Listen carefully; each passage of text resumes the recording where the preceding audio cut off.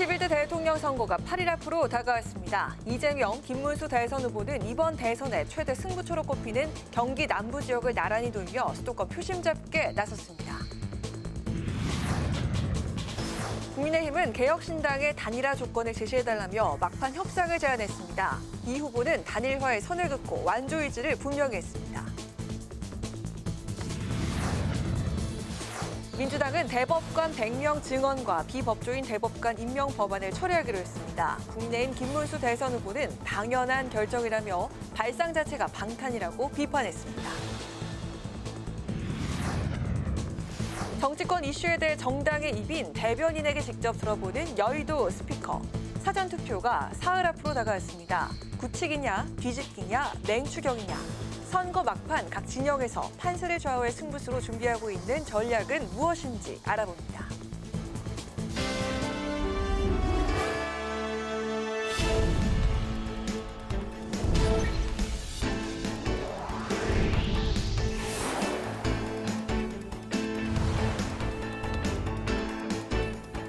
여러분 안녕하십니까? 5월 26일 월요일 국회 라이브 6 시작하겠습니다.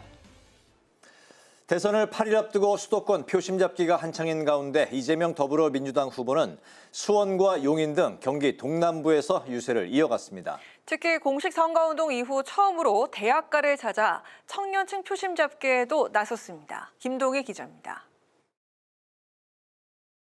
이재명 후보는 경기 수원에 있는 아주대 캠퍼스에서 학생들을 만났습니다. 청년 세대의 고민을 들은 이 후보는 학생들이 주거비와 등록금, 생활비 걱정 없이 공부에 매진할 수 있게 해야 한다고 강조했습니다. 1,000원 학식 제도를 확대하고 장학이나 대출 제도 등 등록금과 주거 지원 문제도 챙기겠다고 밝혔습니다. 학생들이 집 걱정을 하는 건 진짜 심각한 거죠. 공공주택, 공공임대 또는 분양주택을 늘립니다. 자녀부지들, 유휴부지들을 최대한 활용해서 공공기숙사를 좀 많이 늘리든지. 또 12.3 비상계엄 사태와 관련해 변화와 행동의 주체가 젊은이들이어서 감동받았다고도 말했습니다. 경기 수원과 용인에서 시민들을 만난 이재명 후보는 이번 대선에서 내란 우두머리의 복귀를 막지 못하면 나라의 안정도 없다고 목소리를 높였습니다. 그러면서 기호 1번 이재명에게 3표를 모아달라며 투표 참여를 독려했습니다. 내란 비호 대통령 후보가 다시 대통령으로 들어오고 윤석열이 다시 대한민국의 실질적인 지배자로 되돌아올 수도 있습니다. 지금 현실에 우리 스스로를 위해서도 우리 자녀들의 미래와 인생을 위해서도 결코 그들의 귀한 윤석열의 귀한 내란 세력의 복권을 허용해서는 안 됩니다. 외교 안보 공약도 내놨습니다. 이 후보는 굳건한 한미 동맹을 토대로 한 실용 외교를 펼치겠다고 강조했습니다. 또 한미일 협력을 견고히 하고 한중 관계도 안정적으로 관리하겠다고 밝혔습니다. 일본과의 과거사와 영토 문제는 원칙적으로 대응하되 사회 경제 영역은 미래지향적으로 대응하겠다고 제시했습니다. 국회 방송 김동희입니다. 김문수 국민의힘 대선 후보는 안성과 평택, 오산, 용인 등 경기도 맞춤형 공약을 내놓으면서 수도권 표심 잡기에 집중했습니다. 보도에 김희연 기자입니다. 경기도 안성을 방문한 김문수 국민의힘 후보는 비상계엄 사태에 대해 거듭 사과드린다며 큰절로 유세를 시작했습니다. 김 후보는 안성 지역의 교통난 해소와 소재, 부품, 장비, 국가산업단지 조성 등 맞춤형 공약으로 민심을 공략했습니다. GTX-A 노선 동탄 안성 구간을 반드시 완성해달라는 것과 또 그 반도체 소부장, 소재 부품 장비 특화 단지를 국가산업단지로 만들어가지고 일자리를 만들어달라는 것. 이 두 가지 약속 확실하게 지키겠습니다. 이어 평택으로 이동한 김 후보는 경기도지사 재직 당시 최대 성과로 손꼽히는 삼성전자 반도체 산업단지 유치를 강조하며 지지를 호소했습니다. 특히 삼성전자 평택 캠퍼스를 방문한 김 후보는 대통령이 되면 반도체 특별법을 추진하고 규제를 혁파해 전폭적인 지원을 하겠다고 약속했습니다. 규제혁신처를 신설해서 자유경제혁신 기본법을 또 제정해서 신산업이 다른 나라에 없는 여러 가지 규제로 발목이 잡히지 않도록 하겠습니다. 김 후보는 지방 살리기 공약도 발표했습니다. 헌법에 대한민국은 지방 분권 국가라고 선언하고 지방 정부의 자치 입법권과 재정권, 계획권을 이양하겠다고 강조했습니다. 또 국회의사당을 세종시로 완전 이전하는 데 이어 대통령 제2집무실도 조기에 완공하고 여성가족부와 법무부 등 중앙행정기관도 세종시로 이전해 행정수도를 완성하겠다고 밝혔습니다. 이 밖에 충청권과 대구 경북권, 광주 전남권, 부울 경권 등 4대 대광역권 구축과 강원권, 전북권, 제주권 등 3대 특별자치권을 설정해 특화 발전을 추진하는 등 지방 균형 발전 계획을 내놨습니다. 한편 김 후보는 이준석 개혁신당 후보와의 단일화 여부에 대해 국민 민심이 판단할 것이라고 밝혔습니다. 국회방송 김희연입니다. 이준석 개혁신당 후보가 대선을 완주하겠다며 단일화 의사가 없다고 거듭 밝혔습니다. 방송 광고의 역차별 규제를 폐지하겠다며 25번째 공약도 발표했습니다. 김지수 기자입니다. 문자 메시지와 이메일을 통해 11만 명의 당원들에게 대선 완주 의지를 거듭 밝힌 이준석 후보. 만약 단일화가 있다면 국민의힘 후보가 사퇴하는 것뿐이라고 강조했습니다. 서울 양천구 방송회관에서 열린 토론회에서도 이 후보는 대선 완주 의사를 거듭 표명했습니다. 특히 단일화와 관련된 협박을 받고 있는데 한국 정치의 구조적인 문제라고 지적했습니다. 기득권 세력이 답을 미리 정해놓고 그에 따르지 않으면 배신자다, 싸가지가 없다, 사라져야 한다면서 집단 린치를 가하는 구조를 말하는 겁니다. 이 후보는 강압과 꼰대주의에 맞서 싸우다 새로운 정당을 만들었는데 초심을 스스로 부정하는 결정은 할 수 없다고 밝혔습니다. 이재명 후보와 김문수 후보도 동시에 비판했습니다. 이재명 후보와 김문수 후보의 개인적인 자질 측면에서 많은 실망감을 보일 만한 장면들이 나오고 있다는 것일 겁니다. 계엄 이후 치러지는 선거임에도 이재명 후보의 지지율이 40%대에 머물고 있고 김문수 후보도 당보다 개인 지지율이 낮게 나오는 조사가 많다는 겁니다. 하지만 개혁신당은 1-2%에서 출발해 두 자릿수의 지지율까지 올라왔다고 강조하고 이런 성장세라면 국민들이 충분히 기적을 만들어줄 것이라고 예측했습니다. 한편 이 후보는 오늘 25호 공약으로 혼인 중개나 분유 등 특정 품목의 방송 광고를 전면 금지하고 있는 현행 규제를 폐지하겠다고 밝혔습니다. SNS에서는 아무 제한 없이 광고가 가능한데 TV에서만 금지돼 있다며 방송사만 구조적으로 손해를 보는 역차별 규제를 바로잡겠다는 겁니다. 국회방송 김지수입니다. 더불어민주당은 비법조인의 대법관 임명과 대법관을 100명으로 증원하는 내용의 법안을 철회하기로 했습니다. 국민의힘은 법안 철회는 당연한 것이고 사법부를 장악하겠다는 속내를 드러낸 민주당이 책임 있는 해명과 사과를 해야 한다고 주장했습니다. 한규미 기자입니다. 더불어민주당은 비법조인의 대법관 임명과 대법관 100명 확대 등 내용이 담긴 법원조직법 개정안을 철회하기로 했습니다. 이재명 민주당 대선 후보는 대법관 증언이나 자격 문제를 당에서 공식 논의한 바 없고 개별 의원이 추진한 것이라고 선을 그었습니다. 법안 철회에 대해서도 선대위 결정이지 이 후보 자신이 지시한 것이 아니라고 해명했습니다. 그러면서 민생대책 마련이 급선무인 만큼 지금은 대법관 증언에 관해 논의할 때가 아니라고 덧붙였습니다. 지금은 사법 논란을 하지 말라고 제가 선대위에 지시를 한 상태고 특히 민생개혁, 민생대책이 가장 급선무인 상태이기 때문에 김문수 국민의힘 대선 후보는 민주당의 대법관 관련 법안 철회가 당연하다고 말했습니다.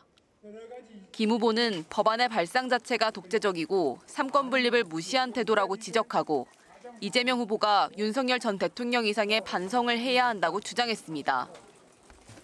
내가 살기 위해서는 대법관도 다 탄핵이고 자기를 수사한 검사도 다 탄핵이고 자기에게 마음이 안 드는 거는 다 내란 정당이고 아마 앞으로는 이거는 국회의원들까지도 탄핵하자 소리가 나오지 않겠나.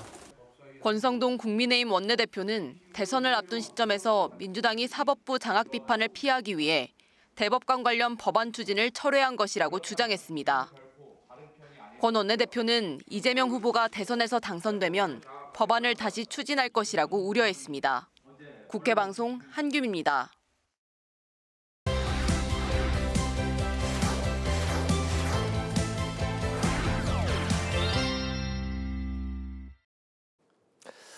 네, 오늘 이슈픽 서완한 개건 기자와 함께 이번 주 목요일과 금요일부터 시작될 사전 선거를 앞두고 더 치열해지고 있는 대선 후보들의 한 표 경쟁을 이야기해 보겠습니다. 서 기자 어서 오십시오. 네, 안녕하십니까? 네, 이번 주가 되니까 당장 이 대선이 다음 주로 훌쩍 좁혀졌네요. 이번 주 목요일부터 이제 이틀 동안 사전 투표가 이제 진행이 되는데 지난주에 있었던 TV 토론에서 부정선거 주장을 놓고 이재명 후보, 김문수 후보가 이제 공방을 벌였었는데 두 후보 모두 이제 사전 투표는 적극 격려하고 있는 상황이에요. 네, 그렇습니다. 어제부터 이 투표용지 인쇄가 시작이 됐고요. 또 민주당 이재명 후보와 이 국민의힘 김문수 후보 모두 이제 사흘 앞으로 다가온 사전 투표 참여를 독려하면서 거듭 한 표를 호소하고 있습니다. 네. 이 그동안 사전 투표는요, 이 비교적 젊은 세대들의 참여가 두드러지면서 그동안 선거에서는 진보 진영 후보 측에서 더 많이 선호가 됐었습니다.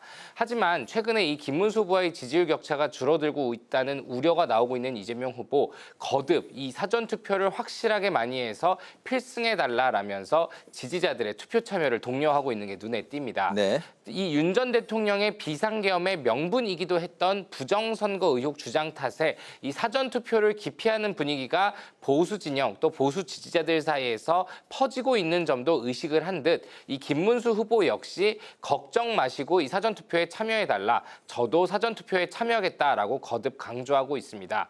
이 사전 투표를 머뭇거리다가 만에 하나 본투표까지 불참하게 될 경우를 우려하고 있는 겁니다. 또 지난 TV 토론에서 나왔던 이 극우 세력은 부정선거 의혹을 주장한다라는 중도층의 우려를 떨쳐내기 위함도 담겨 있는 것으로 풀이가 됩니다. 한편 한동훈 전 국민의힘 대표 역시 이 사전투표 첫날인 오는 29일 광주에서 투표에 나서는 등 국민의힘에서도 이 사전투표를 꺼리는 이 보수 지지층을 안심시키고 또 투표율을 끌어올리기 위해서 앞으로 더 집중할 것으로 보입니다. 네, 사전 투표가 이제 이틀 동안 진행이 되고 또 이제 가까운 투표장만 찾아가면 되기 때문에 그 장점 때문에 점점 비중이 높아가고 있는 추세죠. 네, 그렇습니다. 이 선거에 참여한 2명 중에 1명이 사전 투표로 선거에 참여한다. 이렇게 쉽게 이해하시면 될 것 같은데요. 네. 지난 2022년 20대 대선에서는 사전 투표자가 1,632만 명이었습니다. 이는 전체 투표자인 3,400만 명의 47.9%에 이르는 수치입니다. 또 지난해 치러졌던 22대 총선에서도요, 사전 투표자 비율이 46.7%에 달할 정도였습니다. 네. 이 최근 잇따른 선거에서 2명 중에 1명이 사전 투표로 유권자의 권리를 행사한다. 이렇게 보시면 될 것 같은데 6월 3일이 선거일이지만 사실상 투표하는 유권자의 절반은 이번 주에 이미 선거를 끝내는 셈이다. 이렇게 볼 수 있습니다. 그렇게 되네요. 네. 네, 이는 지난 2014년 지방선거 때 11.5%, 또 지난 2017년 대선 때 26% 수준이었던 것을 고려하면 확실하게 하나의 선거 참여 방식으로 자리를 잡은 셈인데요. 또 사전투표는 지지 후보가 이미 확정된 사람들이라는 이 분석이 나오기 때문에 보다 확실한 지지층들이 투표에 나선다라는 분석으로도 이어집니다. 다만 이번 사전투표는 과거 금요일과 토요일로 이루어졌던 선거들과 달리 평일, 목요일과 금요일에만 실시가 되기 때문에 투표율에 다소 변수가 될 수 있을 것이다라는 분석도 나옵니다. 네. 한편 중앙선거관리위원회는요, 이 사전투표 기간 동안 각 투표소의 투표자 수를 1시간마다 홈페이지를 통해서 실시간 공개한다는 계획입니다. 사전 투표가 2명 중에 1명, 거의 이제 50%에 육박하기 때문에 목요일부터 이제 사전 투표가 시작하는데 그렇기 때문에 내일하고 모레 이 선거가 또 상당히 선거 운동이 상당히 중요하게 되겠네요. 네, 그렇습니다. 네. 주요 대선 이슈로 급부상한 민주당의 이제 법원 개혁 이슈도 좀 다뤄보기로 하죠. 오늘 판사들의 목소리를 반영하는 전국 법관 대표 회의가 개최가 됐는데 별다른 좀 그 입장은 없었고 대선 이후에 속행하기로 결정이 났어요. 네, 그렇습니다. 대법원이 이례적으로 이달 초에 빠른 심리 끝에 이재명 후보의 공직선거법 위반 사건을 파기환송하자 이 판사들 일각에서 공정한 재판 진행이었냐라는 우려 속에 전국 법관대표회의가 소집이 됐었습니다. 네. 하지만 그 사이 이 민주당에서 대법관 증언 또 비법조인 대법관의 임명 가능 등 사법부를 개혁하는 내용의 방안들이 거론되고 또 추진되면서 결국 오늘 이 전국 법관대표회의는 입장 채택 없이 끝났습니다. 오늘 오전 10시 임시회의가 열렸지만 2시간 만에 12시에 이 회의를 대선 이후에 속행하기로 결정을 하고 끝낸 겁니다. 서로 같지만 사뭇 다른 이 두 안건이 크게 상정이 돼 있었는데 이재명 후보 파기환송에 따른 사법신뢰 훼손이 한 건이고요. 개별 재판을 이유로 한 이 각종의 책임 추궁과 정치권의 제도 변경 추진이 재판 독립을 침해할 가능성에 대한 우려가 나머지 하나의 안건이었습니다. 한때는 이 정치적으로 논란이 될 여지를 최소화하는 공정한 재판에 대한 필요성의 목소리를 내고 또 동시에 민주당 등 정치권의 잇따른 법안 추진에 대해서도 재판 독립 침해 우려 등을 이 법관 대표 회의가 명의가 공개적으로 입장을 표명할 수 있다라는 관측도 나왔었지만 네. 이 대선 직전의 입장 표명은 부적절할 수 있다는 의견이 다수를 이루면서 회의는 대선 이후로 미뤄지게 됐습니다. 그렇군요. 그런 가운데 이재명 후보도 당의 사법개혁에 대해서는 신중한 접근을 지시를 했고 민주당도 비법조인도 대법관에 임명할 수 있다 하는 이제 그런 법안은 일단 철회를 한 상황이 됐습니다. 역시 이제 사흘 앞으로 다가온 사전투표를 고려한 거다 이런 해석이 나오고 있어요? 네, 그렇습니다. 더불어민주당에서 사법개혁을 추진하면서 대법관 증언 법안이 쏟아지듯이 나왔었습니다. 현행 대법관 14명을 30명으로 증언하자라는 김용민 의원의 안이 있었고 또 100명까지 늘리자는 장경태 의원의 안도 있었고 30명으로 하되 비법조인도 대법관 임명이 가능토록 하자는 박범계 의원 안 등이 나왔었습니다. 하지만 법조계에서는 100명도 그렇지만 이 비법조인까지 대법관으로 임명 가능토록 하는 것은 과하다라는 우려가 쏟아지자 네. 이 민주당 선거대책위원회 오늘 선대위는 박범계 의원이 제출한 이 비법조인 대법관 임명 법안과 장경태 의원이 제출한 대법관 100명 확대 법안을 철회하기로 결정했다라고 밝혔습니다. 국민의힘에서 김어준, 유시민 씨 같은 사람도 대법관을 시키려는 거냐라는 공세를 펼쳤고 또 대한변호사협회까지 나서서 대법원의 핵심 기능인 법률심 역할 자체를 위태롭게 한다라면서 보복성 법안이라는 우려를 표하자 이재명 후보도 최근 연 이틀 동안 나와 당의 공식적인 입장이 전혀 아니다. 당에도 자중하라고 지시했다라고 거듭 밝혀왔었습니다. 헌법에서는 3권을 분립하면서 사법부를 독립시킨 것은 이 나머지 두 권력인 입법과 행정을 견제하라는 취지입니다. 물론 외청인 이 행정부의 외청인 검찰이나 사법부 모두 역사적으로 볼 때 권력으로부터 자유롭지 못한 모습을 보여줘왔던 것도 사실입니다. 하지만 민주당, 이 검찰과 법원, 또 국민의힘은 헌재와 공수처를 벼르는 듯한 내용의 정책들을 공약으로 거듭 내놓고 있는데요. 이 대선 결과에 따라서 이 사법 지형이 어떻게 변화할 것인지도 역시 이번 대선에 따라서 크게 달라질 모습이기 때문에 선거 결과와 그 뒤에 귀추도 함께 주목해봐야 될 것 같습니다. 네, 이슈픽 서완한 객원 기자와 함께했습니다. 말씀 잘 들었습니다. 고맙습니다.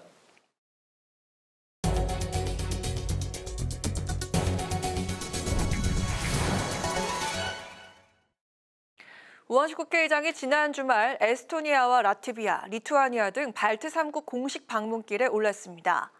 우 의장은 내년에 수교 35주년을 맞이하는 발트 3국의 최고위급 인사들과 정치, 경제, 안보 등 다양한 분야에서 협력 관계 발전 의지를 공고히 다질 계획입니다. 장정영 기자가 보도합니다. 24일부터 6월 1일까지 발트 3국 공식 순방길에 오른 우원식 국회의장이 첫 번째 방문국 에스토니아에 도착했습니다. 우 의장은 첫 일정으로 에스토니아 현지 동포간담회를 갖고 대한민국은 헌법이 정한 질서에 따라 비상계엄 사태를 잘 극복해 나가고 있다며 동포들을 안심시켰습니다. 갑작스러운 비상계엄이 있었는데 정말 많이 걱정하셨으리라고 생각합니다. 그렇지만 여러분들도 잘 아시다시피 대한민국 국민이 그 위기 극복 DNA가 세계에서 최고잖아요. 이 비상계엄도 우리 국민들이 잘 단결하고 힘을 모아서 헌법이 정한 질서 또 법률에 따라서 잘 극복해가고 있습니다. 또 대통령 선거 이후 국회는 새 정부와 협력해 대한민국의 안정과 발전을 이끌어갈 것이라고 강조했습니다. 대통령 선거 재외국민 투표가 오늘까지인데 투표들 다 하셨나요? 이제 며칠 후면 대통령 선거가 치러질 텐데 그러면 다시 안정된 질서로 갈 것이고 그런 속에서 국회가 곧 새롭게 출범할 새 정부와 잘 협력을 해서 신속하게 나라를 안정시키고 또 발전할 수 있도록 최선을 다해 나갈 것이다. 우 의장은 현지 시간으로 26일 에스토니아 대통령과 국회의장과 잇따라 회담을 펼칩니다. 세계적인 디지털 강국이자 히토류 정제와 가공 능력을 갖춘 에스토니아와 전자정부의 발전과 지속 가능한 공급망 파트너십 심화 방안, 또 에너지 분야에서 한국 기업의 진출 확대 방안을 모색하고 K방산을 알리는 데 주력할 계획입니다. 이후에는 라트비아, 리투아니아로 향해 각국 대통령과 국회의장, 총리를 모두 만나는 광폭 행보를 이어갑니다. 우 의장은 라트비아에서 바이오, 제약, 첨단 산업 분야의 협력 강화 방안을 모색하고 발트 3국 중 우리나라의 최대 교역국인 리투아니아와는 핀테크, 에너지 분야 협력 방안에 대해 의견을 교환하는 데 집중할 예정입니다. 우원식 의장은 이번 순방에서 의회 외교를 강화해 발트 3국과의 우호 협력 기반을 확대한다는 계획입니다. 에스토니아 탈린에서 국회방송 장장은입니다. 오늘부터 29일까지 원양어선 등 선박에 승선한 유권자 3,051명을 대상으로 선상투표가 진행됩니다. 선상투표자들은 입회인의 참관 아래 선박 투표소에서 투표하고 투표지는 기표 부분이 봉합된 상태의 쉴드팩스 형태로 지역별 개표소로 전달돼 선거일에 개표됩니다. 이재명 더불어민주당 대선 후보와 김문수 국민의힘 대선 후보는 29일과 30일 진행되는 사전투표에 참여하겠다며 유권자들의 투표를 적극 독려했습니다. 민주당은 검찰이 정치자금법 위반 등의 혐의를 받고 있는 김건희 여사의 소환을 미루자 국민을 배신하는 거라고 비판했습니다. 민주당 선대위는 이번 대선의 목적이 내란 종식인데 검찰이 김 여사 소환을 대선 이후로 미루면서 내란 세력에게 불리한 이슈를 지어줬다고 지적했습니다. 따라서 국민을 배신하고 내란 수계를 선택한 검찰을 국민과 함께 반드시 심판하겠다고 강조했습니다. 국민의힘이 이재명 민주당 대선 후보의 거북섬 웨이브파크 발언과 관련해 진상규명특별위원회를 구성하기로 했습니다. 신동욱 수석 대변인은 수많은 상인들이 분양받은 거북섬 상가가 공실률이 90%에 달하는 사실상 유령 도시가 됐는데 이 후보는 치적으로 자랑했다고 비판했습니다. 그러면서 이 후보의 대장동, 백현동 비리 의혹과 마찬가지로 거북섬 개발 과정에서 비리가 있는지 특위를 구성해 철저하게 파헤치겠다고 밝혔습니다.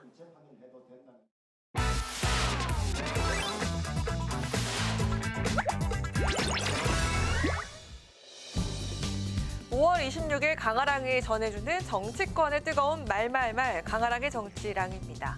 오늘 첫 번째 주제는 마이웨이입니다. 어제부터 대선 본투표에 사용되는 투표용지 인쇄가 시작됐습니다. 이로써 보수 후보 단일화의 1차 시한은 넘기게 된 셈인데요. 국민의힘에선 투표용지 인쇄 전 단일화가 제일 좋은 시나리오라고 봤지만 결국 지켜지지 않은 겁니다. 하지만 아직 단일화 기회는 남은 상황이죠. 국민의힘에선 이번 주 목요일부터 시작되는 사전투표일 전에 단일화를 이루면 된다는 분위기인데요. 본투표 용지와 달리 현장에서 인쇄된 사전투표 용지엔 후보가 사퇴했거나 단일화를 했을 경우 사퇴가 표기되기 때문입니다. 그래서일까요? 국민의힘에선 분주해진 모양새입니다. 김문수 후보께서는 후보직을 빼놓고는 뭐든지 버릴 수 있다는 각오로 열어놓은 자세로 협의를 할 생각입니다. 10%의 지지율을 가지고 대선에 승리할 수는 없기 때문에 이번 대통령 선거가 얼마나 중요한 정치 상황인지 또 자신의 정치적 미래를 위해서도 어떤 방법이 가장 현명한 길인지를 판단하실 거라고 생각합니다. 이준석 후보가 단일화를 고려하지 않는다고 밝힌 점도 충분히 존중합니다. 무조건 반대 입장은 아닐 거라고 믿습니다. 개혁신당이 단일화의 전제 조건을 제시해 주시기를 제안드립니다. 단일화를 위해 이준석 후보에게 적극적인 구애를 펼치고 있는 국민의힘. 개혁신당의 정책을 수용할 준비가 돼 있다고 밝히면서 단일화 방식까지도 거론했습니다. 하지만 이준석 개혁신당 후보는 다시 한번 독자 완주 의지를 밝혔습니다.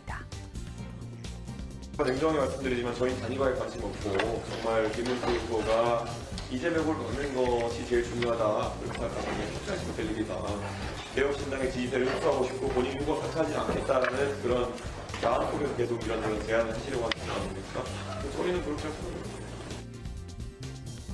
이준석 후보는 단일화가 있다면 국민의힘 후보가 사퇴하는 것뿐이라면서 가능성을 차단했습니다.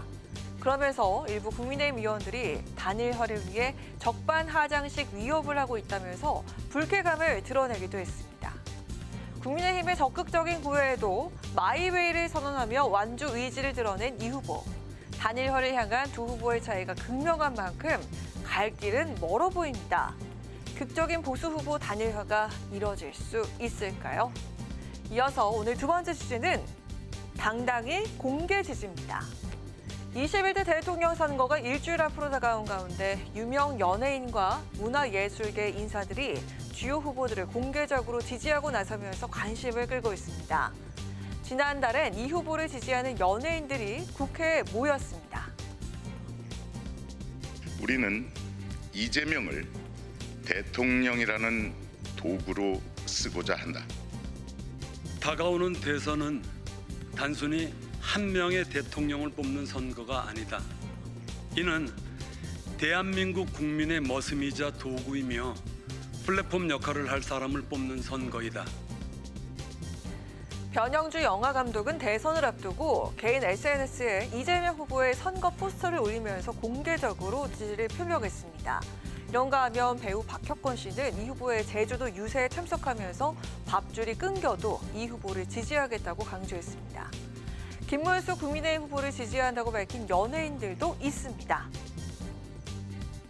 이번에 6월 3일 날 승리를 위하여 대한민국과 보수우파 국민을 위해 도움이 된다면 김문수 후보님과 함께 전국 유세장에 투입이 돼서 열심히 돕도록 하겠습니다.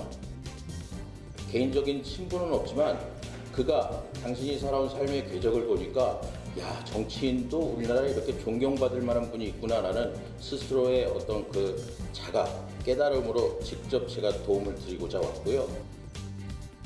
외국 시민권자로 투표권이 없는 가수 JK 김동욱 씨는 어린 시절 이민자로서의 삶을 살면서 힘들었던 점을 부각하며 김 후보를 공개 지지하기도 했습니다. 연예인들의 정치 참여 움직임은 사회적 인식 변화를 반영하고 있다는 분석입니다. 표현의 자유로 인정해야 한다는 의견과 함께 민주주의가 성숙해지고 있다는 긍정적인 해석이 이어지고 있습니다. 반면 연예인들이 대중에게 미치는 영향력을 고려해서 보다 신중하고 책임 있는 자세로 임해야 한다는 지적도 나오고 있습니다. 대선 후보들을 향한 연예인들의 당당한 공개 지지 선언이 유권자 표심 잡기에 어떤 영향을 미칠지 지켜봐야겠습니다. 지금까지 강아랑의 정치 1학년이었습니다.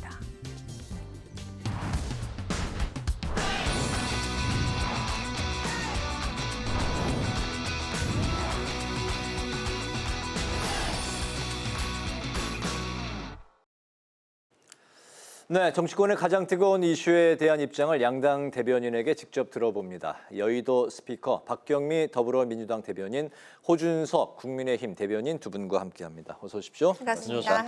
네, 대선까지 이제 여들의 8일 판세 변화가 이제 초반하고는 좀 다르게 진행이 되고 있는 그런 분위기도 조금 감지가 되고 있습니다. 이재명, 김문수 후보 간의 격차가 이제 어느 정도 좀 좁혀졌고 한 10% 안팎까지 여러 가지 이제 여론조사도 나오고 있습니다. 하지만 아직은 오차 범위 밖에 이제 대부분인데요. 사전 투표가 이제 목요일부터니까 사실상 이번 주 초 오늘 내일 모레까지 사흘에 승패가 달려 있다고도 볼 수 있을 것 같습니다. 중도층 표심을 잡기 위한 각 당의 막판 승부수를 차례로 좀 들어볼까 하는데요. 박경미 대변인께 먼저 좀 들어볼까요? 네, 저희는 이번 선거에서 골목골목 경청 투어를 하고 있는데요. 네. 말 그대로 골목골목 다니면서 국민들의 의견을 경청한다는 것이고요. 마지막까지 진정성을 가지고 골목골목 경청 투어를 할 생각입니다. 여러 여론조사에서 민주당과 국민의힘의 지지율 격차가 좁혀지고 있는 것은 어느 정도 사실인 것으로 파악이 되는데요.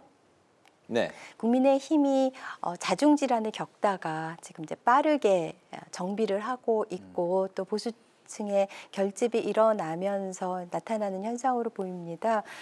국민의힘이 이전에는 뭐 자고 일어나면 후보가 바뀌는 그런 기이한 현상 속에서 지지층들이 샤이 국민의힘, 샤이 김문수, 더 나아가서 이제 부끄러움을 넘어서서 이제 수치다. 그래서 쉐임 국힘, 쉐임 김문수까지 갔었는데 이제 지지율이 서서히 올라오면서 커밍아웃하고 있고 그러면서 지지율이 높아지고 있는데요. 네. 그 갤럽 조사 같은 경우 이전에는 보수와 진보가 비슷하게 표집되다가 가장 최근에는 보수가 120명 더 진보보다 많이 표집이 됐더라고요. 보수 과표집도 어느 정도 사실이지만 또 그런 현상이 나타났다는 것 자체가 팩트인 거죠. 많이 표집됐다는 것은 그만큼 적극 투표층 그리고 그분들이 투표를 꼭 할 것이기 때문에 네. 저희는 이제 경계심을 가지고 더욱 열심히 매진을 하고 있습니다. 그리고 이제 그 이번 대선이 왜 생겼는지의 본질을 좀 천착을 해봐야 될 것 같아요. 이번 선거는 내란 종식이냐, 내란 연장이냐의 싸움이고 또 이재명, 김문수의 대결을 넘어서서 국민 후보냐, 윤석열 전광훈의 아바타인 극우 내란 세력의 지지를 받는 후보냐의 대결이라고 생각을 합니다. 네, 알겠습니다. 이제 사전 투표 목요일부터 시작되니까 이제 오늘부터 사흘이 굉장히 중요하고 어쨌든 이제 대선일까지 이제 8일 딱 남았습니다. 네. 국민의힘에서 어쨌든 점점 좀 좁혀가고 있는 분위기는 확실한 것 같은데 네. 한 표 차이라도 어쨌든 뭐 이기고 지고 결정이 나는 거 아니겠습니까? 네. 막판에 좀 어디에 총력을 기울이고 있을까요? 조금 전에 나온 그 새 조사에서는 이제 더 많이 좁혀진 것까지 보고 왔는데 네. 크게 보면 두 가지인 것 같습니다. 첫 번째는 이제 김문수, 인간 탐구 김문수 이런 것 같아요. 국민들께서 이런 사람이 있었다 말이야, 이런 정치인이 있었나 이런 것이 되게 빠르게 확산이 되더라고요. 지금도 오늘도 새로 나온 기사에 보면은 봉천동 언덕에 25평의 아파트에 살고 있는 정치인이 있다고. 그 새벽 되면은 혼자 나가서 동네를 이렇게 빗자루질 쓴다는 거예요. 내색도 하지 네. 않고 이제 전철 타고서 항상 낙성대역에서 전철 타고 점퍼 입고 다니고 그러던 사람이다라는 게 이제 이웃들의 증언. 딸도 사회복지사, 사위도 사회복지사. 이렇게 살아온 그 진심이 있는 사람이구나. 그러니까 진짜로 말로만 하는 게 아니라 젊을 때나 지금이나 서민을 위해서 살아오고 그렇게 정치한 사람이구나. 그런 인식이 이제 확대되고 있다는 거. 저는 그게 제일 큰 무기인 것 같습니다. 사실 저희가 가진. 두 번째 이제 경제 살리기 능력인데 경기지사 할 때 그 실적이 경제 성장률이 5.6%에 달했습니다. 임기 마지막 해 경기도가. 네. 근데 경기도가 혁신적인 변화를 일으킨 게 그 8년이었습니다. 광교, 동탄, 판교 다 이제 개발되고 테크노밸리 만들어질 때도 그때였고요. 87만 개 일자리, 전국에서 만들어진 일자리의 절반이 경기도에서 만들어졌었고 네. 1인당 소득이 16.5%가 늘어났어요. 그러니까 그런 방식으로 하면 규제를 푸는 방식으로 하면 경제를 살릴 수 있구나. 그게 성공을 했었구나라는 그런 것들에 대한 국민들께서 이제 다시 한번 평가하시게 되는 이런 것들이 이제 이런 정보가 이제 확산이 되면서 저는 이것이 이제 상승세를 이끌고 있다라고 생각하고 윤석열 정광훈 아바타라고 말씀하시는데 그 부정선거 얘기는 2017년에 이재명 후보가 일단 저도 처음 알았어요. 김어준 방송에 나가서도 하셨더라고요. 부정 개표가 있었다. 그리고 그것을 뒷받침할 만한 근거가 속속 드러나고 있다. 그러니까 제가 보기에 전광훈 목사를 만나서 얘기해야 될 분은 이재명 후보인 것 같아요. 빨리 조갑제 정규제 그분만 만나실 게 아니라 빨리 만나서 부정선거 문제 좀 같이 논의하시고 다큐도 좀 찍고 그러셔야 될 것 같습니다. 네, 원래 이제 선거가 이제 막바지에 달할수록 더 이제 난타전도 격화되는 그런 양상을 보이는데 그 지난번에 그 말씀하셨듯이 TV 토론에서 이제 부정선거를 갖고 이제 공방을 또 벌였었고 최근에 이제 허위사실 공표죄로 맞 고발까지 해놓은 그런 상황인데 이번 선거가 이제 예전에 다른 선거에 비해서 어떤 그 난타전이라든가 뭐 그런 약간 일종의 뭐 진흙탕 싸움 그게 어느 정도 수준이라고 보십니까? 이번은 유례 없이 난타전이 벌어지고 마타도가 횡행하는 것 같습니다. 네. 그 부정선거 관련해서 그 국정원 댓글 사건이나 사이버 사령부의 댓글 공작 사건과 관련해서 그걸 염두에 두고 말씀하셨던 거고 물론 이제 수개표가 필요하다라는 그런 부분도 말씀을 하셨지만은 그때 말씀을 한번 하신 거였고요. 그렇지만 김문수 후보는 부정선거론의 본산지라고 할 수 있는 자유통일당을 전광훈 목사와 함께 창당하신 분 아닙니까? 그러니까 그거는 비교하실 수 없는 거고 그리고 아까 호 대변인께서 경제 살리기에 이제 최적화된 후보가 김문수 후보라고 말씀하셨는데 경기지사 시절에 정말 유능한 그런 경제 도지사로서의 역할을 충분히 그 입증해 보이셨다고 생각을 합니다. 그리고 그 거북선 문제만 하더라도 그 거북섬이 국가 항만 시설로 지정이 된 것은 2015년 박근혜 대통령 남경필 경기지사 시절이죠. 2018년에 이재명 경기도지사가 되면서 그 관광 활성화를 위해서 제가 블루웨이브가 저희의 구호라서 자꾸 입에 붙어서 웨이브 파크를 이제 계획하게 된 것이죠. 그런데 그 거북섬을 가지고 지금 계속 공박을 벌이고 있고 이준석 후보만 하더라도 SNS에 거북섬이라고 했다가 바로 그 거북섬 웨이브 파크라고 고쳤더라고요. 그래서 조금 구별을 해서 보셔야 한다고 생각을 합니다. 네네. 양측 간의 선거 막판 공방, 좀 어떻게 보세요? 우선 그 말씀하신 것 중에 김문수 후보는 부정 개표 이런 거 있었다라는 말 한 번도 한 적이 없어요. 그러니까 부정선거론자 자체가 아니에요, 처음부터.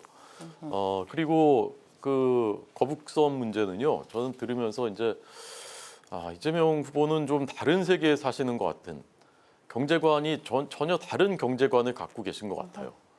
그러니까 이 거북선 문제에 대해서도 지금 공실률이 87%고 그 기자가 찾아가 보니까 카페 몇 개 남아 있대요. 그리고 이것 때문에 목숨을 스스로 끊은 안타까운 선택을 하신 분들까지 있었어요. 그리고 5시, 6시면 다 문을 닫는답니다. 거북섬 자체가 웨이브 파크예요. 웨이브 파크 빼고서 거북섬이라는 것 자체가 사실 없어요. 2015년에 거기가 개발 구역으로 지정이 된 것은 맞는데 실제 사업은 그 시흥시 홈페이지 들어가면 다 나와 있습니다. 2018년부터 실제 사업이 이루어진 거예요. 그게 다 이재명 지사 때거든요. 그런데 그것을 이재명 후보께서는 거기 뭐 장사가 잘 되고 있나 모르겠어요. 아직 본인이 정말 그렇게 중요한 실적이라면은 기본적으로 지금 국가 지도자가 되실 분이 관심은 있어야 되는 거 아닙니까? 근데 지금 이 지경이 됐는데 잘 되나 모르겠어요 하면서 기업들을 꿰어서 우리가 그거를 투자를 다 유치했다. 이렇게 말씀하시는 게 그러니까 그런 진심이 안 느껴지는 거예요. 기본적으로. 국민들에 대한 진심, 또 그렇게 고통받는 자영업자들에 대한 진심도 없고 그러니까 커피 원가 120원인데 홍리를 붙여서 판다. 그리고 하다 안 되면 하는 게 택시기사다. 이런 말씀들 하나하나가 이분이 진짜 그런 그 사랑과 애정이 있나? 국민들에 대한 그런 걸 느끼게 되는 것이고 경제관 자체가 우리와는 다른 세계에 사시는 것처럼 그렇게 느껴진다는 거죠. 그게 제일 큰 문제인 것 같습니다. 지금 김문수 후보께서 부정선거론을 편 적이 없다고 말씀을 하셨는데요. 그 사전 투표가 이제 부정선거랑 많이 연관이 되어 있다고들 주장을 하잖아요. 그런데 5월 3일에 국민의힘의 대선 후보가 되면서 후보 수락 연설에서 사전 투표를 폐지하겠다고 공언을 하셨고요. 그리고 윤석열 전 대통령이 부정선거와 관련된 영화를 보셨을 때 김문수 후보께서는 그렇게 영화도 많이 보시고 다니라고 하면서 윤석열 대통령을 두둔하셨어요. 그리고 21일에 국회에서 김문수 캠프에서 주관한 그런 어떤 행사가 있었는데요. 보수 유튜버들을 불러서 부정선거론, 부정선거 음모론을 확산시켜 달라고 그렇게 사주를 한 것이 똑똑히 영상으로 남아 있습니다. 그래서 김문수 후보와 부정선거 음모론은 뗄래야 뗄 수가 없는 관계라고는 점 강조해서 말씀드립니다. 네, 알겠습니다. 네. 네, 남은 기간 최대 변수는 역시 단일화입니다. 이미 투표용지 인쇄는 시작이 됐는데요. 단일화 조건 얼마든지 제시하라는 국민의힘을 향해서 이준석 후보는 김문수 후보가 사퇴를 하면 단일화하겠다 이렇게 맞받았습니다. 그래도 28일 데드라인까지 막판 단일화 불씨가 아직 남아 있는 걸까요? 과연 이준석 후보가 급선회를 할 가능성이 있을지 호준석 대변인께서 어떻게 예측을 하십니까? 그러니까 이준석 후보도 이재명 총통 통치를 막아야 된다라는 것을 강조하고 있지 않습니까? 네. 저는 그것이 이제 제일 큰 대의 명분인 것이고 정치 지도자는 국민들의 민심에 또 따르는 것이 정치 지도자인 것인데 저는 그런 측면에서 이준석 후보가 무조건 안 된다 이렇게 하실 문제는 아니라고 생각을 하고요. 그래서 저희는 진심을 가지고 끝까지 노력을 할 겁니다. 그렇지만 단일화라는 것이 결국 상대가 있는 것이기 때문에 저희만 막 일방적으로 열심히 노력한다고 되는 것이 아니기 때문에 저희는 열심히 노력하겠지만 그것이 설령 안 된다 하더라도 그러면은 대선에서 진다, 패배한다 그렇게 생각하지는 않고요. 두 가지 가능성을 다 놓고 두 가지 모두의 총력을 경주하겠다는 계획입니다. 네. 네, 어떻게 보십니까? 네, 국민의힘에서 절절하게 구애를 하고 있는데 이준석 네. 후보는 지금 매몰차게 거절을 하고 있는 양상인데요. 만약 이제 최종 결과 득표율 차이가 별로 크지 않다면 또 이준석 후보는 대선 패배 어떤 책임론에 휩싸이게 될 것이기 때문에 굉장히 딜레마적인 상황일 거라고 생각을 합니다. 근데 이준석 후보가 3위를 할 거라는 것은 뭐 어느 정도 자명한 사실인 것 같습니다. 그래서 이준석 후보는 대선 후에 보수 재편을 생각을 할 텐데요. 그때 개혁신당이 이제 뭐 10% 이상을 얻어서 선거 비용도 절반은 보전을 받고 어느 정도 이제 그 입지를 굳힌다면 그 보수 재편에서 또 어느 지분을 챙길 수도 있을 수도 있고요. 혹은 이렇게 단일화를 해줌으로써 또 보수 재편에서 유리한 고지를 점할 수도 있어서 이번뿐 아니라 대선 이후에 보수 재편을 염두에 두고 굉장히 여러 가지 사안을 고려하고 있을 거라고 생각이 들고요. 호 대변인께서 이재명 총통이라는 신조어를 쓰셨는데 어떤 의미로 하신 것인지 좀 기이하다는 생각이 듭니다. 네. 제가 만든 말이 아니고 그 이준석 후보 워딩을 그대로 말씀드린 겁니다. 알겠습니다. 다음 이슈로 넘어가죠.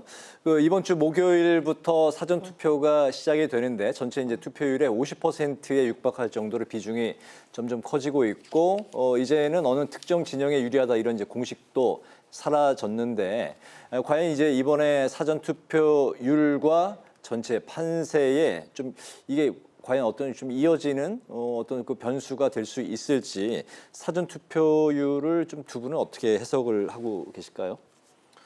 우선 저희 지역구에도요. 네. 제 주변에도 여전히 사전 투표는 안 하겠다라고 말씀하시는 분들이 적지 않게 있어요. 그것은 분명한 현실입니다. 그분들 아마 안 하실 거예요.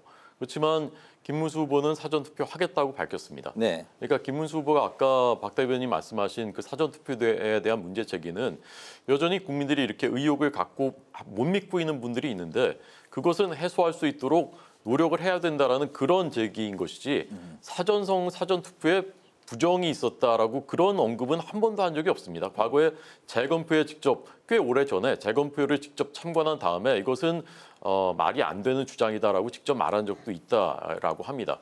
근데 윤 대통령이 그 영화 본 거를 가지고 전직 대통령이 뭐 영화도 보고 뭐 그러면 좋은 일 아닙니까 한 걸 가지고 그게 부정선거론이다라고 하는 거는 너무 견강부회라고 저는 생각하고요.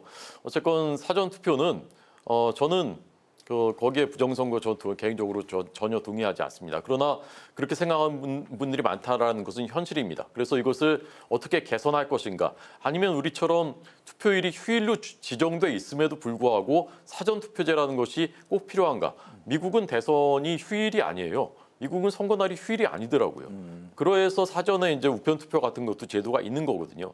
근데 우리는 휴일인데 또 이틀 또 사전 투표가 있고 이런 부분에 대한 그 논의는 앞으로 제도 개선이 필요하다. 이제 그런 말씀을 드리는 것이고 이번에도 그래서 저희는 사전 투표 하시라고 당 차원에서는 독려를 할 것이고 그렇지만 여전히 또 안 하는 분들은 꽤 있을 것이다. 저는 그렇게 봅니다. 네, 전체 판세에 뭐 영향을 주는 건 아닌 게 이제 사전 투표율이다. 개선이 필요하다. 예. 네, 아까 말씀드린 대로 김문수 후보는 5월 3일 불과 20여일 전에 사전투표를 폐지하겠다고 후보 수락연설에서 명확하게 말씀을 하셨거든요. 물론 그때 강성 지지층에 소구하기 위해서 그러셨겠죠. 그래서 근데 이제 갑자기 태세 전환을 해서 사전투표를 하시겠다고 하니까 그러니까 극우 내란 세력의 환심도 사고 그리고 어떤 공정한 선거제도의 열매도 따먹겠다라는 그런 두 가지 이중 자아가 아닌가. 두 가지 자아가 사전투표를 부정하고 폐지하겠다고 하고 근데 또 사전투표를 하는 그 급작스러운 태세 전환에 대해서 저는 굉장히 그 모순적인 두 자아가 내재하는 것은 아닌가 하는 생각을 하게 됩니다. 네, 두 분 다 뭐 사전투표율이 판세에 영향을 미친다는 쪽에 하시는 건 아닌 것 같습니다. 근데 그 모순적인 자아는 그 이재명 후보께서 2017년에 다 써놓은 게 기록이 다 남아 있잖아요. 네네. 전산 개표 부정이 있었는데 그것이 정황이 다 근거들이 드러나고 있다라는 말씀까지 하셨는데 그 모순부터 좀 해결하셨으면 좋겠습니다. 네, 알겠습니다. 네, 그런데 유권자들이 후보들의 공약집도 보지 못하고 투표소로 향할 수도 있을 것 같습니다. 민주당과 국민의힘이 이번 주 내에 나온다. 개혁신당은 온라인에 올리고 있다. 이런 입장인데요. 19대 때 조기 대선이었죠. 이때도 이렇게 늦진 않았었는데 왜 이렇게 공약집이 늦어지는지 박경미 대변인은 어떻습니까? 네, 국민의힘은 지금 온라인에 공개를 한 것 같고요. 개혁신당에 네. 의해서. 저희도 아마 28일쯤 할 걸로 예상이 되고 있는데요. 아무래도 이 계엄 내란으로부터 시작된 조기 대선이기 때문에 정책 이슈가 실종되고 이런 정쟁성의 그런 경쟁을 하고 있기 때문에 좀 그것도 늦어지는 한 요인이 되는 것 같고요. 근데 19대 대선도 마찬가지로 조기 대선이었는데 그때는 한 7개월 정도 당겨진 것이고 이번에는 2년 가까이 당겨진 것이기 때문에 그 공약 준비도가 좀 더 낮은 게 있는 것 같습니다. 그리고 이게 조기 대선이다 보니 보통은 대선 공약이 있고 인수위 기간을 거치면서 그게 국정과제로 정비가 되는데 이번에는 6월 4일부터 바로 국정 운영을 해야 되고 그런 만큼 이제 대선 공약이 더 중요해지고 그런 만큼 더 진중한 그런 과정을 거치고 있는 것 같고요. 저희는 SNS를 통해서 분야별 공약을 대략적으로 발표를 해왔습니다. 오늘만 하더라도 외교안보 공약이 나왔는데요. 어떤 공약의 얼개들은 분야별로 쭉 나왔고 그것을 좀 더 세밀하고 촘촘하게 채우는 공약집이 내일 모레 정도 나올 것으로 보입니다. 네, 국민의힘 상황 어떻습니까?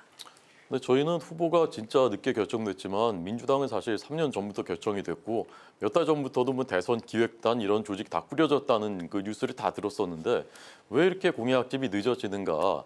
중도 보수를 이제 호소하다가 기본 소득에 대해서만도 말이 몇 번씩 올 들어서만 바뀌고 이런 것 때문에 그런 것이다. 이게 국민들에게 혼란을 주고 있다고 저는 생각하고요. 저희는 오늘 나왔습니다. 공약집이. 네. 함께하는 대한민국. 새롭게 대한민국 국민과 함께라는 공약집이 나왔고 네. 제일 핵심 내용은 제가 보는 관점에서는 규제 혁신이에요. 규제 혁신처를 만들고 지자체에도 규제를 면제할 수 있는 권한을 부여하겠다는 것이거든요. 이게 아까 말씀드린 경기도 경제 고속성장의 핵심이 여기에 있습니다. 네. 규제를 푸는 건 공무원들은 싫어합니다. 규제가 있어야 공무원들은 힘이 있거든요. 근데 규제를 풀면 누가 좋아하느냐? 기업들이 좋아합니다. 기업들은 투자를 하게 돼 있어요. 규제를 풀면. 저희 지역에만 해도요. 진짜 주민들한테 필요한 건데 규제 때문에 못하고 있는 사업들이 굉장히 많아요. 근데 그걸 누구를 위해서 그런 건지 잘 모르겠어요. 규제를 풀었더니 그때 경기도에서 123조 원 투자 유치됐습니다. 다 아시는 이제 삼성전자 오늘 김문수 후보 갔었던 평택 고덕, 그다음에 하이닉스 공장 증설되고 외자도 23조 원이 들어왔어요 그때.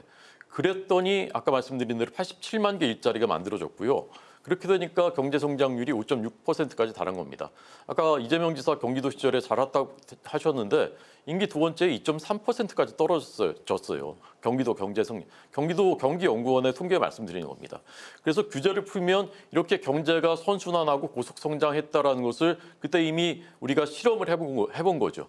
그래서 그런 규제 혁신이 핵심 공약이고 그다음에 이미 저희가 말씀드렸던 3년 임기 단축하고 그다음에 대통령 불소추 특권 포기하고 국회의원들 불체포 특권 포기하고 이런 특권 10% 줄이고 국회의원 정수 이런 특권 포기하는 것들이 공약집의 주요 내용으로 담겨 있습니다. 네, 알겠습니다. 마지막 이슈는 좀 짧게 들어볼까 합니다. 오늘 전국 법관 대표 회의가 열렸는데 대선 이후에 이제 추가로 회의를 하기로 하고 의결을 이제 그렇게 하고 종료가 됐습니다.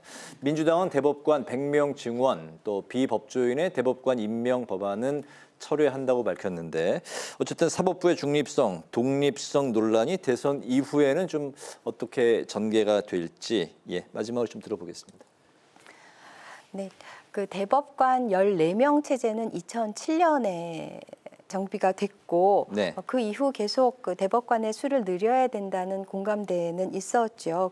그리고 2015년에는 양승태 대법원장 시절에 대법관 수를 늘리기 어렵다면 상고법원을 설치하자 이제 이런 논의들이 있었고 그 연장선에서 나온 법안이기는 하는데 지금은 이제 내란 종식을 위해 집중해야 될 때이기 때문에 조금 좀 과도한 면이 있고 시기적으로 적절치 않았다는 생각하에 법안을 철회한 것입니다. 네, 네, 알겠습니다. 호준석 대변인. 우리가 아는 남미 베네수엘라에서 엊그저께 선거가 있었어요. 총선하고 지방선거. 투표율이 몇 %였는지 아십니까? 12%예요. 오늘 보도된 내용입니다. 네. 투표율이 12%. 왜 그러냐? 차베스 정권 때부터 똑같습니다. 이 대법원을 자신들의 수중에 넣기 위해서 대법관 증원하고 그러니까 그다음부터 대법원이 계속 정권에 유리한 판결만 해주는 거예요. 어떤 부정이 일어나도 그것에 대해서 단죄하는 판결을 하지 않습니다. 그래서 지금까지 20년 동안 정권 교체가 없어요. 그리고 그동안의 국가 경제는 베네수엘라가 국가 경제 파탄의 지금 대명사가 되버렸지 않습니까? 이제 국민들이 투표조차 이제 안 하는 거예요. 못 믿겠다는 거죠. 근데 이 지경은 거의 지금 문턱까지 와 있는 겁니다. 지금 잠깐 이제 여론이 안 좋으니까 철회하셨다고 했는데 이미 대법관 30명 증원 법안도 또 따로 올라가 있고 100명한 그다음에 비법조인까지 하는 거 요거 두 개 이제 지금 철회했지만 이게 개인의 법안입니까? 과거에 몇 달 전에 공직선거법에서 허위사실 공표죄 없앤다고 했을 때 그 법안 냈을 때 귀를 의심했는데 한 개인이 낸 것이다라고 했거든요. 한 의원이. 지금 민주당의 당론이에요. 전 이거 만약에라도 이재명 후보 집권한다면 곧바로 다시 추진될 가능성이 매우 높다고 생각합니다. 네, 알겠습니다. 오늘 여의도 스피커 마무리하겠습니다. 두 분은 이제 대선 이후에 뵙게 되겠네요. 알겠습니다. 지금까지 박경미 더불어민주당 대변인, 호준석 국민의힘 대변인 두 분과 함께했습니다. 말씀 잘 들었습니다. 고맙습니다. 고맙습니다. 오늘 국회 라이브 6 여기까지입니다. 시청해주신 여러분 고맙습니다.